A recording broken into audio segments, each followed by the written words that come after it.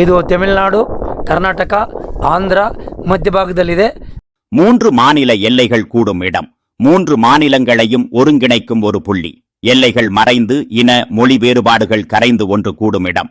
3 மாநிலங்கள் கூடும் இடத்தில் சிவபெருமானுக்கு ஆலயம். 3 மாநில எல்லைகளுக்கு இடையே குதித்து குதித்து தாவி மகிழலாம். வாங்க. குடும்பமா போகணும், யாரும் போகாத இடத்திற்கு போக வேண்டும். புதிய முயற்சியாகவும் இருக்க வேண்டும். செலவும் பெரிய அளவில் ஏற்படக்கூடாது. ஒரே ஒரு நாள் இதுவரை சென்று பார்க்காத ஊரெல்லாம் சொல்லிக் கொள்ளத்தக்க சுற்றுலா பயணம் மேற்கொள்ள விரும்புகிறீர்கள் என்றால் அதற்கென்றே ஒரு சிறந்த இடம் 3 மாநில எல்லைகள் கூடும் பகுதி. ஓசூரிலிருந்து சுமார் 85 கிலோமீட்டர் தொலைவில் அமைந்துள்ள பகுதி இது. கவனிக்கப்பட வேண்டிய ஒன்று, உங்களது பயணத்தில் சுமார் 20 கிலோமீட்டர் பகுதி அடர்ந்த காடுகள் வழியாக செல்வது. யானைகள், கரடிகள், சிறுத்தைகள் நடமாட்டம் குறித்த எச்சரிக்கையும் ஆங்காங்கே வைக்கப்பட்டுள்ளது. பல நேரங்களில் நீங்கள் மட்டுமே குறுகலான சாலையில் பயணிப்பீர்கள். மனித நடமாட்டமற்ற பகுதி, மனித மிருகங்களும் நடமாடலாம். எச்சரிக்கை தேவை. எல்லா திசைகளிலும் பசுமை, அடர்ந்த மரம், செடி, கொடி பசுமை பகுதி என்பதால் உங்களது ஏசி செயல்திறன் தாண்டி உங்களுக்கு வியர்த்து ஊற்றலாம். ஓசூரிலிருந்து தேசிய நெடுஞ்சாலை 44 கிருஷ்ணகிரியை நோக்கி பயணிக்கும் பொழுது 47வது கிலோமீட்டரில் குந்தாரப்பள்ளி என்கிற ஊர் வரும். அந்த சந்திப்பிலிருந்து வேப்பனப்பள்ளி சுமார் 16 கிலோமீட்டர் தொலைவில் அமைந்துள்ளது. வேப்பனப்பள்ளியிலிருந்து 3 மாநிலம் சந்திக்கும் பகுதி 12 கிலோமீட்டர் தொலைவில் உள்ளது. இது மலைகள் சூழ்ந்த அடர்ந்த காட்டுப்பகுதியில் நடுவே அமைந்துள்ளது. சாலையில் தமிழ்நாடு எல்லை என்கிற சிறிய எல்லைக்கல் மட்டும் உள்ளது. வேறு எந்த அடையாளமும் இல்லை. காட்டுப்பகுதிக்குள் இறங்கி 3 மாநில எல்லைகள் கூடும் புள்ளியை அடையும் முயற்சியில் ஈடுபடாதீர்கள். அத்தகைய முயற்சி உயிருக்கு பாதுகாப்பானதாக இல்லை. பாதுகாப்பாக உணர்ந்தீர்கள் என்றால் எல்லைக்கல் பகுதியிலிருந்து புகைப்படம் எடுத்துக் கொள்ளலாம். அதே பாதையில் மேற்கொண்டு 5 கிலோமீட்டர் பயணித்தீர்கள் என்றால் புருகுலவள்ளி என்கிற ஆந்திர மாநில சிற்றூர் வரும்.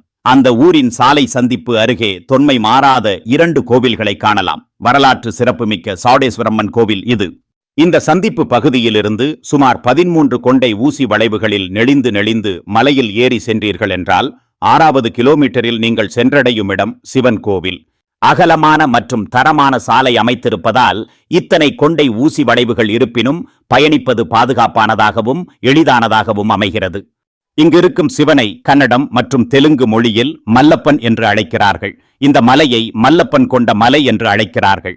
மலை உச்சியிலிருந்து கண்கள் கண்டு களிக்க அற்புதமான பசுமை காட்சிகள் உங்கள் வருகைக்காக காத்து கிடக்கிறது. சிவன் கோவில் அமைந்திருக்கும் இடம் கர்நாடக மாநிலத்தை சார்ந்தது என்றாலும் அதற்கான சாலை வசதி மற்றும் கோவில் கட்டுமான பணிகளை முழுமையாக ஏற்று நடத்துவது ஆந்திர மாநிலம்.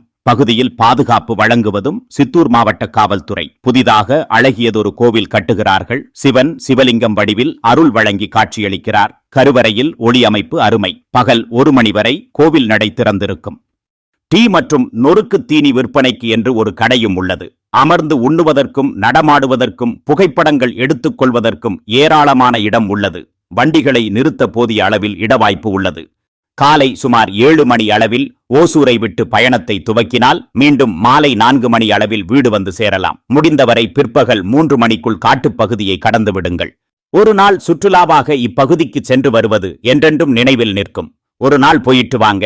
சென்று வந்த அனுபவத்தை இங்கே மறக்காமல் பதிவிடுங்கள். உடனே ஓசூர் ஆன்லைன் சேனலை சப்ஸ்கிரைப் செய்யுங்கள். பெல் ஐகானை அழுத்துங்கள். ஓசூரின் ஒவ்வொரு முதன்மை தகவலையும் உடனுக்குடன் பெறுங்கள். இந்த காணொளி குறித்த கருத்துக்களை கமெண்ட் பாக்ஸில் பதிவிடுங்கள்.